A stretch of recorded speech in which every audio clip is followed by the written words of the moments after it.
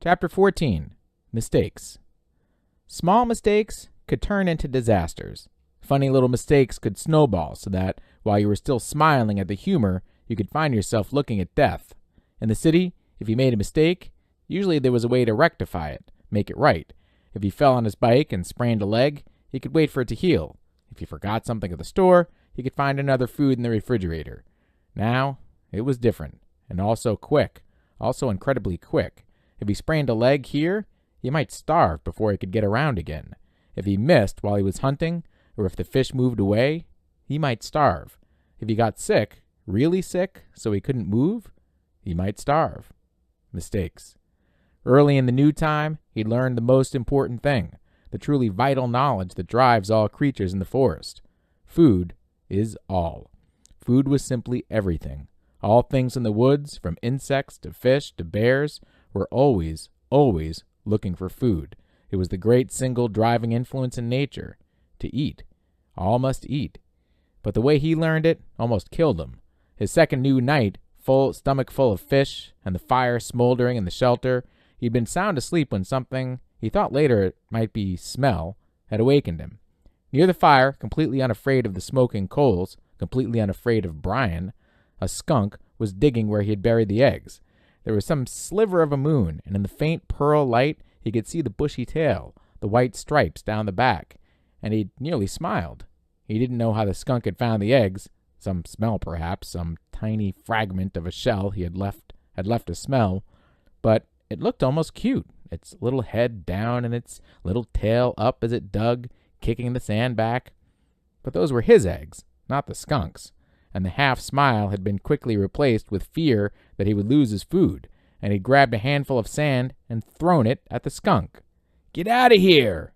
He was going to say more, some silly human words, but in less than half a second, the skunk had snapped its rear end up, curved a tail over, and sprayed Brian with a direct shot aimed at his head from less than 4 feet away. In the tiny confines of the shelter, the effect was devastating. The thick, sulphurous, rotten odor filled the small room, heavy, ugly, and stinking. The corrosive spray that hit his face seared into his lungs and eyes, blinding him.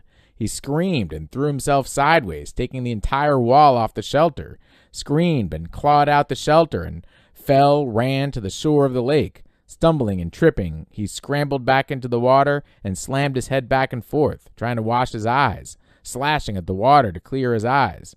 100 funny cartoons he'd seen about skunks, cute cartoons about the smell of skunks, cartoons to laugh at and joke about, but when the spray hit, there was nothing funny about it. He was completely blind for almost 2 hours, a lifetime. He thought that he might be permanently blind, or at least impaired, and that would have been the end. As it was, the pain in his eyes lasted for days, bothered him after that for 2 weeks. The smell in the shelter, and his clothes, and in his hair was still there now, almost a month and a half later. And he nearly smiled. Mistakes. Food had to be protected. While he was in the lake trying to clear his eyes, the skunk went ahead and dug up the rest of the turtle eggs and ate every one, licked all the shells clean, and couldn't have cared less that Brian was slashing around in the water like a dying carp. The skunk had found food and was taking it, and Brian was paying for the lesson. Protect food and have a good shelter. Not just a shelter to keep the wind and rain out, but a shelter to protect, a shelter to make him safe. The day after the skunk, he set about making a good place to live. The basic idea had been good, the place for his shelter was right, but he hadn't gone far enough. He'd been lazy, but now he knew the second most important thing about nature, what drives nature. Food was first, but the work for food went on and on. Nothing in nature was lazy. He had tried to take a shortcut and paid for it with his turtle eggs, which he had come to like more than chicken eggs from the store. They'd been fuller somehow, had more depth to them. He set about improving his shelter by tearing it down. From dead pines up the hill, he brought down heavier logs and fastened several of them across the opening, wedging them at the top and bottom and burying the bottoms in the sand. Then he wove long branches in through them to make a truly tight wall, and still not satisfied, he took even thinner branches and wove those into the first weave. When he was at last finished, he He couldn't find a place to put his fist through. It had all held together like a very stiff woven basket. He judged the door opening to be the weakest spot, and here he took special time to weave a door of willows and a tight mesh so that no matter how a skunk tried, or a porcupine, he thought, looking at the marks on his leg, it could not possibly get through. He had no hinges, but by arranging some cut-off limbs at the top in the right way, he had a method to hook the door in place, and when he was in, and the door was hung, he felt relatively safe. A bear, something big, could still get in by tearing at it, but nothing small could bother him, and the weave of the structure still allowed the smoke to filter up through the top and out. All in all, it took him 3 days to make the shelter, stopping to shoot fish and eat as he went, bathing 4 times a day to try and get the smell from the skunk to leave. When his house was done, finally done right, he turned to the constant problem: food. It was all right to hunt and eat, or fish and eat, but what happened if he had to go a long time without food? What happened when the berries were gone and he got sick or hurt? Thinking of the skunk, laid out temporarily. He needed a way to store food, a place to store it, and he needed food to store. Mistakes. He tried to learn from the mistakes. He couldn't bury food again, couldn't leave it in the shelter, because something like a bear could get at it right away. It had to be high, somehow, high and safe. Above the door to the shelter, up on the rock face about 10 feet, was a small ledge that could make a natural storage place, unreachable to animals, except that it was unreachable to him as well. A ladder, of course. He needed a ladder, but he had no way to fashion one, nothing to hold the steps on, and that stopped him until he found a dead pine with so many branches still sticking out. Using his hatchet, he chopped the branches off so they stuck out 4 or 5 inches, all up along the log, and then he cut the log off about 10 feet long and dragged it down to the shelter. It was a little heavy, but dry, and he could manage it, and when he propped it up, he found that he could climb to the ledge with ease, though the tree did roll from side to side a bit as he climbed. His food shelf, as he thought of it, had been covered with bird manure, and he carefully scraped it clean with sticks. He'd never seen birds there, but that was probably because the smoke from his fire went up right across the opening, and they didn't like smoke. Still, he'd learned, and he took time to weave a snug door for the small opening with green willows, cutting it so it jammed in tightly, and when he finished, he stood back and looked at the rock face, his shelter below, the food shelf above, and allowed a small bit of pride to come. Not bad, he had thought. Not bad for somebody who used to have trouble greasing the bearings on his bicycle. Not bad at all. Mistakes. He'd made a good shelter and food shelf, but he had no food except for fish and the last of the berries. And the fish, as good as they still tasted then, were not something he could store. His mother had left some salmon out by mistake one time when they went on an overnight trip to Cape Hesper to visit relatives. When they got back, the smell filled the whole house. There was no way to store fish. At least he thought, no way to store them dead. But as he looked at the weave of his structure, a thought came to him, and he moved down to the water. He'd been putting the waste from the fish back in the water, and the food had attracted hundreds of new ones. I wonder... They seemed to come easily to the food, at least the small ones. He had no trouble shooting them now, and he had even speared one with his old fish spear, now that he knew he had to aim low. He could dangle something in his fingers, and they came right up to it. It might be possible, he thought, just might be possible to trap them. Make some kind of pond. To his right, at the base of the rock bluffs, there were a pile of smaller rocks that had fallen from the main chunk, splinters and hunks from double fist size to some as large as his head. He spent an afternoon carrying rocks to the beach and making what amounted to a large pen for holding live fish, 2 rock arms that stuck out 15 feet into the lake and curved together at the end. Where the arms came together, he left an opening about 2 feet across. Then he sat on the shore and waited. When he'd first started dropping the rocks, all the fish had darted away. But his fish trash pile of bones and skin and guts was in the pond area, and the prospect of food brought them back. Soon, under an hour, there were 30 or 40 small fish in the enclosure, and Brian made a gate by weaving small willows together into a fine mesh and closed them in. "Fresh fish!" he'd yelled. "I have fresh fish for sale!" Storing live fish to eat later had been a major breakthrough, he thought. It wasn't just keeping from starving. It was trying to save ahead, to think ahead. Of course, he didn't know then how sick he would get of fish. Chapter 15. The days had folded one into another and mixed so that, after 2 or 3 weeks, he only knew time had passed in days because he made a mark for each day in stone near the door of his shelter. Real time he measured in events. A day was nothing, not a thing to remember. It was just the sun coming up, sun going down, some light in the middle. But events were burned into his memory, and so he used them to remember time, to know, and to remember what had happened, to keep a mental journal. There had been the day of the first meet. That had been a day that had started like the rest, up after the sun, clean the camp, and make sure there's enough wood for another night. But it was a long time of eating fish and looking for berries, and he craved more food, heavier food, deeper food. He craved meat. He thought in the night now of meat, thought of his mother's cooking a roast and dreamed of turkey. And one night he awakened before he'd put wood on the fire with his mouth making saliva and the taste of pork chops in his mouth. So real. And all a dream, but it left him intent on getting meat. He'd been working farther and farther out for wood, sometimes now nearly a quarter mile away from camp for wood, and he saw many small animals. Squirrels were everywhere, small red ones that chattered at him and seemed to swear and jumped from limb to limb. There were also many rabbits, large gray ones with a mix of reddish fur, smaller, fast gray ones that he saw only at dawn. The larger ones sometimes sat until he was quite close, then bounded and jerked 2 or 3 steps before freezing again.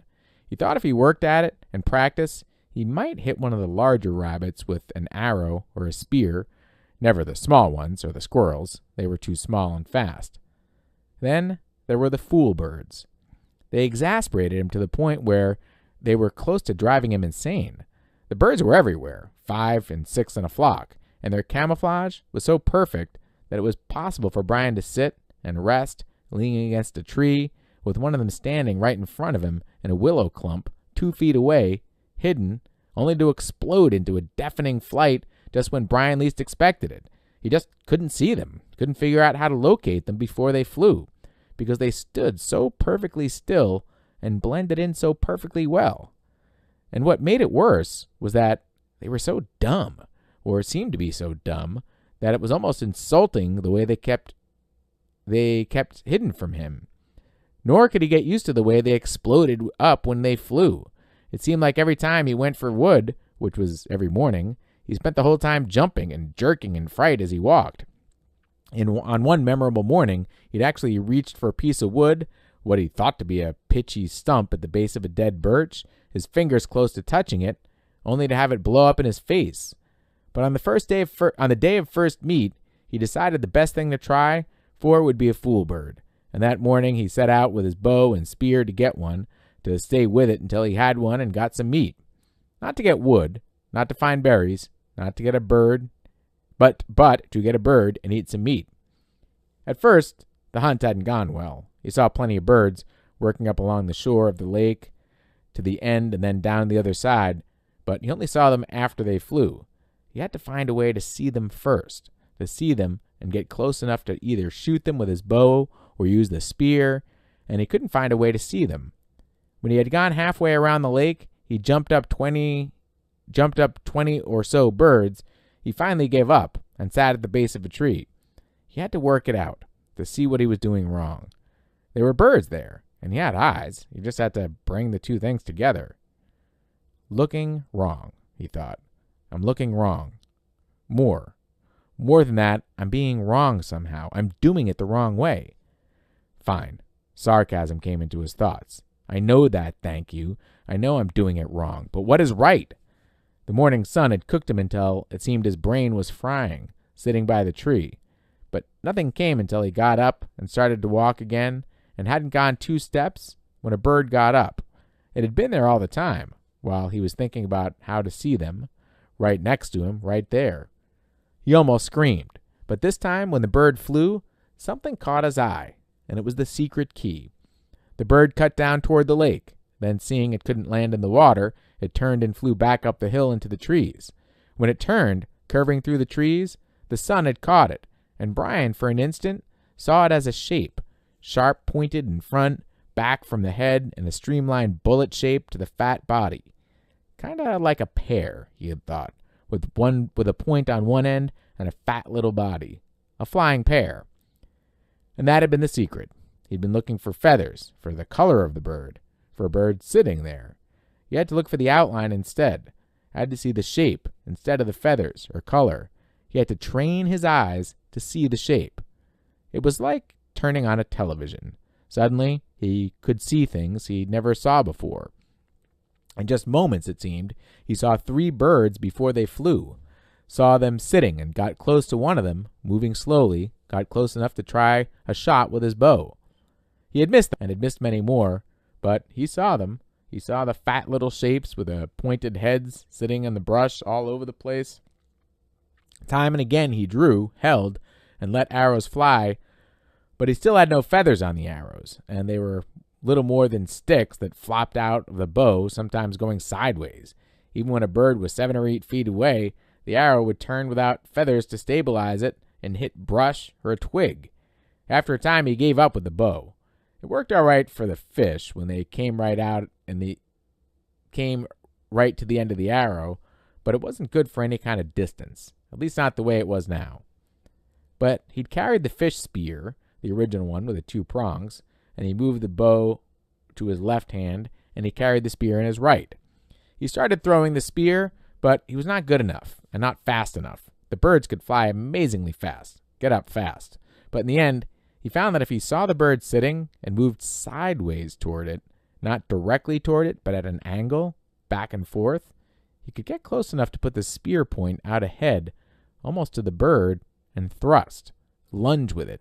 He came close twice, and then down along the lake, not far from the beaver house, he got his first meat. The bird had sat, and he had lunged, and the 2 points took the bird back down into the ground and killed it almost instantly.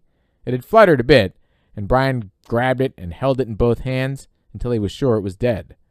Then he picked up the spear and the bow and trotted back around the lake to his shelter, where the fire had burned down to glowing coals. He sat looking at the bird, wondering what to do. With the fish, he just cooked them whole, and left everything in and picked the meat off. This was different. He would have to clean it.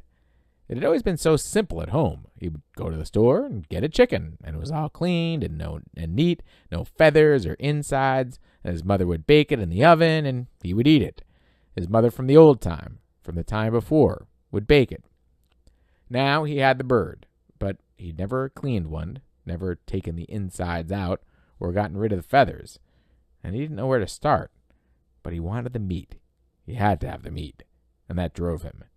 In the end, the feathers came off easily. He tried to pluck them out, but the skin was so fragile that it plucked off as well, so he just pulled the skin off the bird, like peeling an orange, he thought, sort of, except that when the skin was gone, the insides fell out the back end. He was immediately caught in a cloud of raw odor, a kind of steamy dung odor that came up from the greasy coil of insides that fell from the bird, and he nearly threw up. But something else to the smell as well, some kind of richness that went with his hunger and that overcame the sick smell. He quickly cut off the neck with his hatchet, cut the feet off the same way, and in his hand he held something like a small chicken with a dark, fat, thick breast and small legs. He set it up on some sticks on the shelter wall and took off the feathers and the insides down to the water to his fish pond. The fish would eat them, or eat what they could, and the feeding action would bring more fish. On second thought, he took out the wing and tail feathers, which were still stiff and long and pretty banded and speckled in browns and grays and light reds. There might be some use for them, he thought. Maybe work them into the arrow somehow. The rest he threw in the water, saw the small round fish begin tearing at it, and washed his hands. Back at the shelter, the flies were on the meat, and he brushed them off. It was amazing how fast they came, but when he built up the fire and the smoke increased, the flies almost magically disappeared. He pushed a pointed stick through the bird and held it over the fire. Fire was too hot. The flames hit the fat, and the bird almost ignited. He held it higher, but the heat was worse, and finally he moved it to the side a bit, and there it seemed to cook perfectly, except that it only cooked on one side and all the juices dripped off. He had to rotate it slowly, and that was hard to do with his hands, so he found a forked stick and stuck it in the sand and put his cooking stick in. He turned it, and in this way he found a proper method to cook the bird. In minutes the outside was cooked, and the odor that came up was almost the same as the odor when his mother baked chickens in the oven, and he didn't think he could stand it. But when he tried to pull a piece off the breast meat off, the meat was still raw inside. Patience, he thought. So much of this was patience, waiting and thinking and doing things right. So much of all this, so much of all living was patience and thinking. He settled back, turning the bird slowly, letting the juices go back into the meat, letting it cook and smell and cook, and there came a time when it didn't matter if the meat was done or not. It was black on the outside and hard and hot, and he would eat it. He tore a piece from the breast, a sliver of meat, and put it to his mouth and chewed carefully, chewed as slowly and carefully as he could to get all the taste, and he thought, never in all the food, all the hamburgers and malts, all the fries or meals at home, never in all the candy or pies or cakes, never in all the roasts or steaks or pizzas, never in all the submarine sandwiches, never had he tasted anything as fine as that first bite, first meat.